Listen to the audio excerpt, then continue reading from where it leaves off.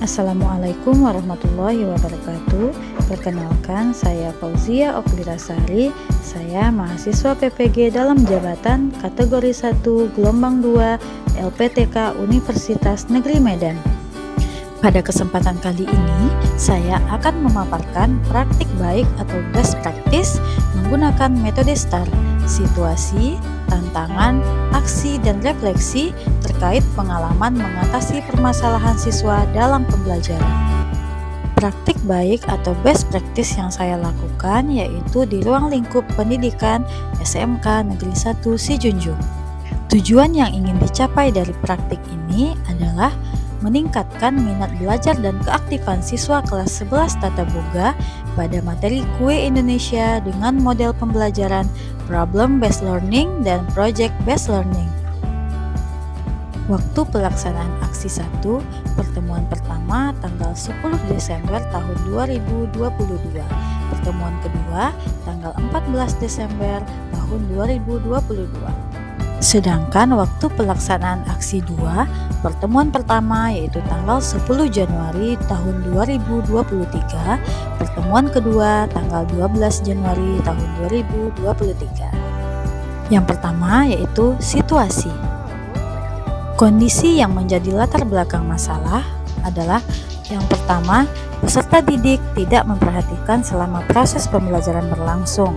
Yang kedua, peserta didik lebih tertarik pada handphone daripada buku bacaan yang tersedia. Yang ketiga, peserta didik kurang berpartisipasi dalam kegiatan kerja kelompok. Dari beberapa permasalahan tersebut, maka dapat diidentifikasi beberapa hal sebagai berikut. Yang pertama, motivasi peserta didik dalam belajar masih rendah.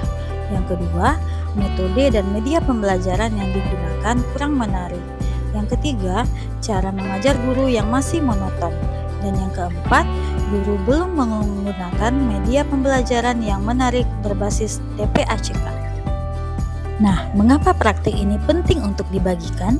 Yang pertama tentu untuk diri saya sendiri, yaitu yang pertama memotivasi diri saya untuk selalu mengajar menggunakan metode dan media yang menarik serta menciptakan suasana yang menyenangkan di kelas sehingga siswa merasa senang saat belajar dan merasa tidak bosan. Yang kedua, sebagai bahan refleksi dan evaluasi diri untuk meningkatkan pembelajaran selanjutnya agar lebih baik. Dan yang ketiga, proses pembelajaran lebih terstruktur. Sedangkan untuk peserta didik, yang pertama yaitu peserta didik dapat belajar memanfaatkan teknologi dalam proses pembelajaran. Yang kedua, dengan model pembelajaran Problem Based Learning dan Project Based Learning dapat menantang peserta didik untuk belajar menemukan solusi dari permasalahan yang diberikan melalui proses diskusi kelompok. Dan untuk orang lain, yang pertama yaitu berbagi pengalaman mengajar dengan sesama guru. Yang kedua, memotivasi guru lain, khususnya guru kompetensi keahlian tata boga untuk lebih profesional dalam mengajar. Yang ketiga, pembelajaran berpusat kepada siswa, sedangkan guru hanya sebagai fasilitator. Yang menjadi peran dan tanggung jawab saya dalam praktik ini, yang pertama yaitu membuat rencana pelaksanaan pembelajaran atau RPP, bahan ajar, instrumen penilaian, rubrik penilaian, dan LKPD. Yang kedua, melakukan presentasi rencana aksi dan mendapat umpan balik dari dosen maupun guru pamong. Yang ketiga, mengunggah perangkat pembelajaran sebagai rencana aksi. Yang keempat, menyiapkan peralatan dan bahan yang diperlukan untuk mengajar seperti speaker, infokus, laptop, kamera, serta kuota internet dan membagikan link Zoom kepada dosen dan guru pamong. Yang kelima, melakukan kegiatan pembelajaran dengan menggunakan model pembelajaran Problem Based Learning dan Project Based Learning. Yang keenam, melakukan editing video yang akan diunggah di YouTube dan menautkan linknya di LMS. Yang ketujuh, mengunggah best product video yang berdurasi 10-15 menit di YouTube.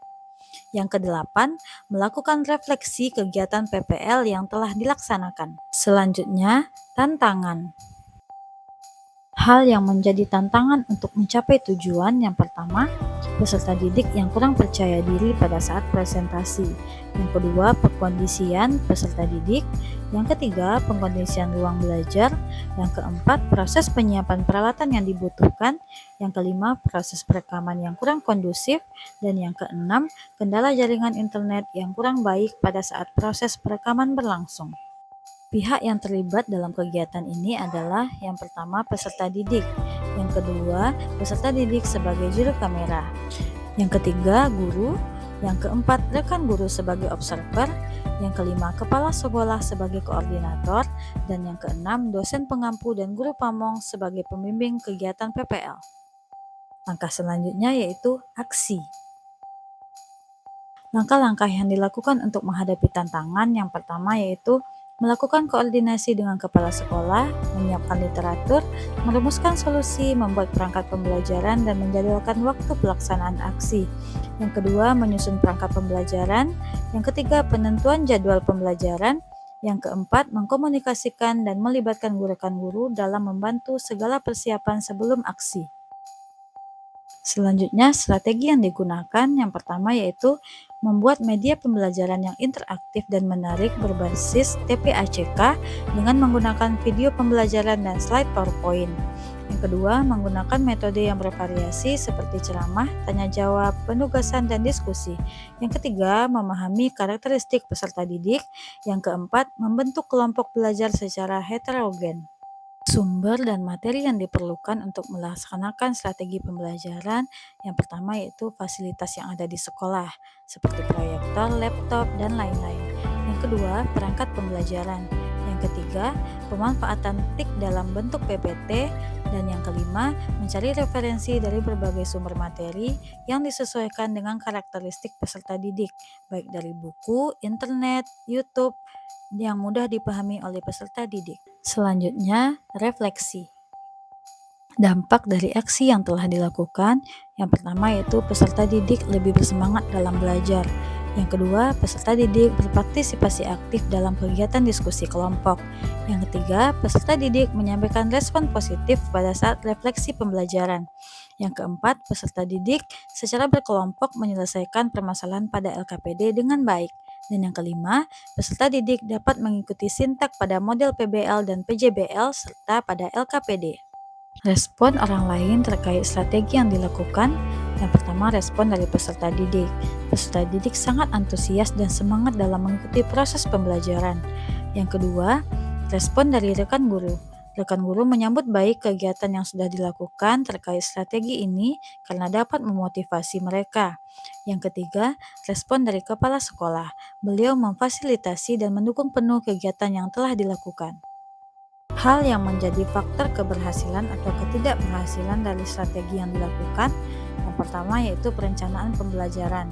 Yang kedua, suasana pembelajaran yang menyenangkan.